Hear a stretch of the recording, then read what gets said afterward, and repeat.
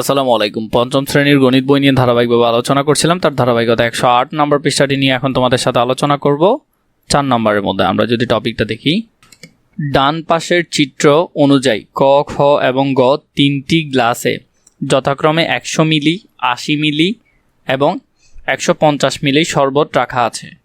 প্রতিটি গ্লাসে গড়ে কি পরিমাণ শরবত আছে তা আমাদেরকে বের করতে হবে। ক, খ এবং গ তিনটা গ্লাস গ এর শরবত ক ও খতে ঢালি যতক্ষণ না পর্যন্ত তিনটি গ্লাসের শরবতের পরিমাণ সমান হয়। তার মানে এখানে বেশি আছে, এগুলো এটাতে এবং এটাতে আমরা এমনভাবে ঢালবো যাতে তিনোদিকে সমান হয়।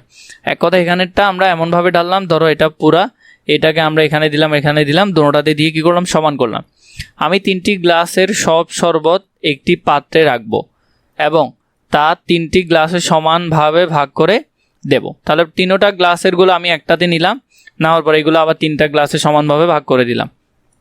আমরা যদি তিনটি গ্লাসের শরবত একসঙ্গে করি তাহলে সম্পূর্ণ শরবত হবে, তাহলে শরবত কত ছিল, 180, 150, তাহলে হলো 180 আবার 150।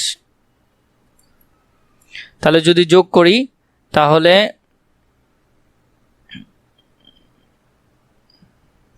330 মিলি, 330 মিলি।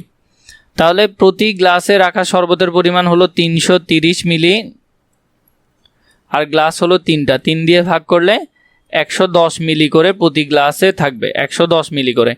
অর্থাৎ তিনটি গ্লাসে প্রতিটি গ্লাসে শরবত গড়ে পরিমাণ থাকবে 110 মিলি, 110 মিলি।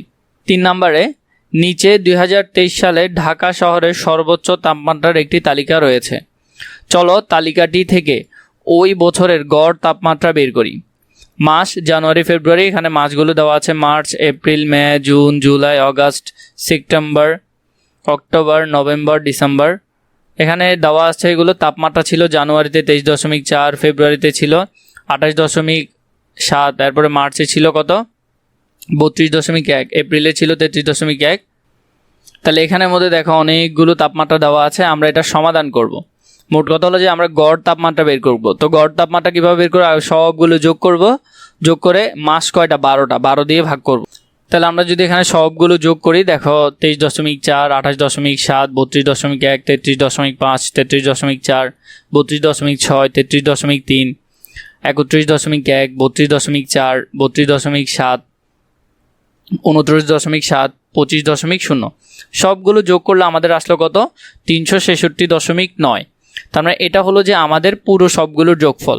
তো ওই বছর গড় তাপমাত্রা, তাহলে গড় হলো বছর কয়টা ছিল, ওই বছরের গড় তাপমাত্রা। তো গড় তাপমাত্রা আমরা বের করব, মাস 12টা ছিল, তাহলে 12 দিয়ে ভাগ করতে হবে। তো 366.9কে 12 দিয়ে ভাগ করলে 30.575 পেলাম। তোমরা যদি ভাগ করো, ভাগ করলে দেখবা যে এই উত্তরটাই আসতেছে, 30.575।